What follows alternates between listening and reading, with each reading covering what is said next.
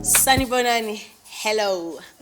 Nakalina Gitsepiso Maile, and I welcome you to yet another exciting, another wonderful episode of Mkhukhu Experience.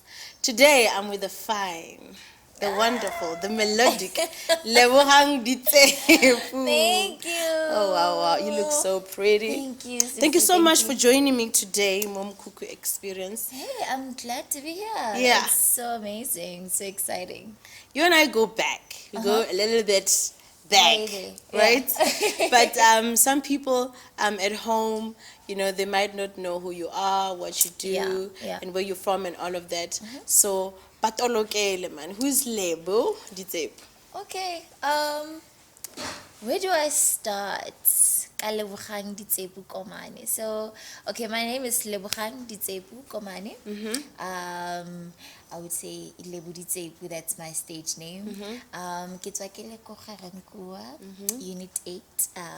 A last born child of 2 girls. Okay. Just only 2. Yeah. Yeah. And then I'm a singer, songwriter. I teach vocals as well. Okay. Part times, and I think I captured a lot of things. I'm a composer as well. Yeah. And I come from a very musical background. Yeah. Family wise. Yeah. So I am that girl.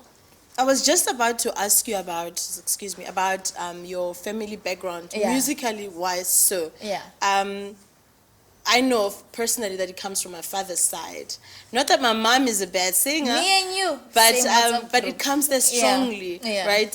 So, where did that begin? The love for the arts, for the Yeah. music, for the melodies, for you? I would say from my father's side as well. Yeah. Because my granddad, first of all, he was a choir conductor. Okay. Nebaitse di chorale, and then from my dad's side, ke bana ba le ba bakae kana? Okay, I give a Yeah. I can't count can't, them yeah. a lot.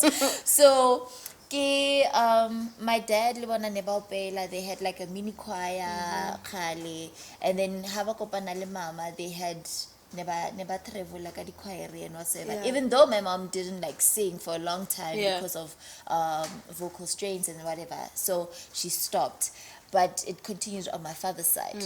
And then as I grew up, I was like, no man, I love this. Yeah. This is amazing. Why aren't you continuing with this thing? Yeah. Because all of them, they pursued, like, you would say, professional professions. Right. You know, but kidi nurse, kidi doctor, Yeah. and whatever, but they do music. So I was like, you know what? No, I am not called to do nursing. I'm not called to to be a doctor. To be a or teacher?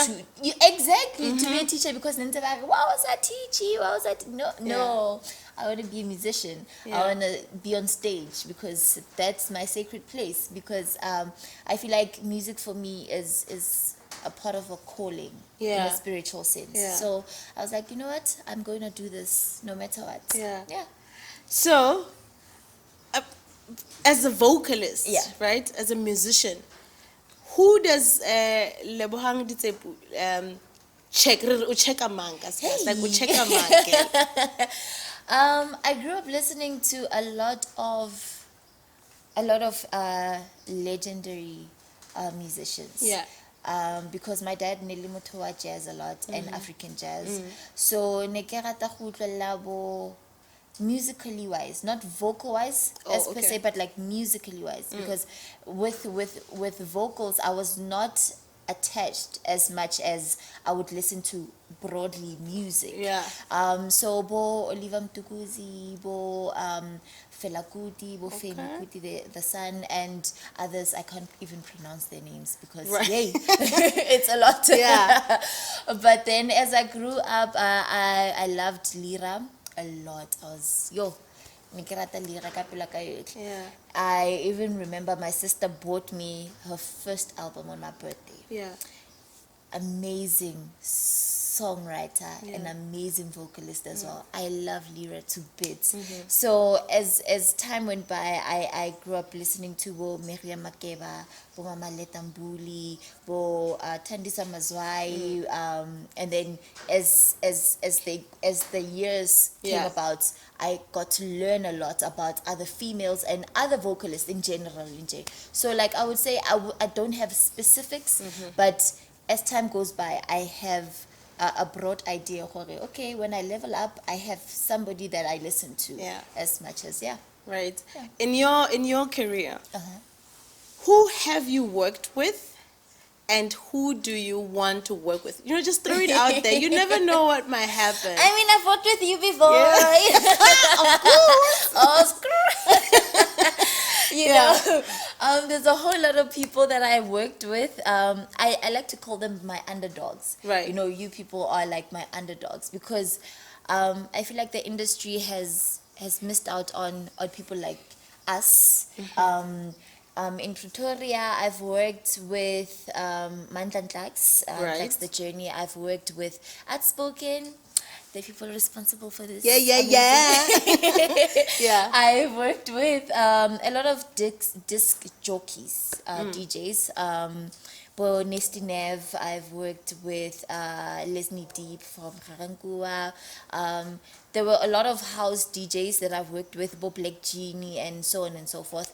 So I'm still discovering other people as well, and I'm still working with other people. Yeah. I want to keep it under wraps for now. Yeah. And then as time goes by, they will know about them. But honali bo Makhatsela, honali bo Tahile music, a lot of people from CBD town. Yeah. So yeah, there's a whole lot. So when you recall your travels, your stage performances, your collaborations, your features and all of that, what would you say is your most memorable performance or something that might have happened in the industry and you still to this day cherish it? Yeah. I would say, okay, there are many of them, but I remember the first time, this one I won't even forget it. The first time I sang, it was a school performance.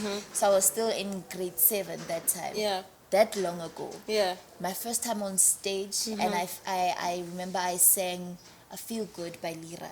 Okay. Yo, I even got goosebumps myself. I was like, oh, is it me singing? Yeah. So that time, I won't forget Never. that time where my first time on stage, I had to sing for a lot of parents and learners because I was that shy kid. Yeah.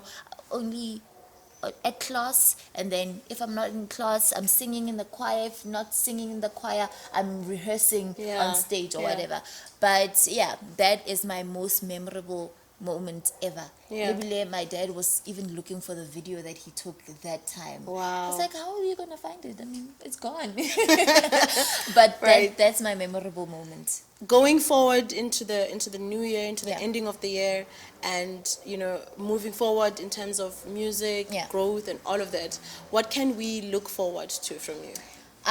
From Lebo Ditsepu, you can look forward to a new EP coming out. Actually, a single first, then the EP.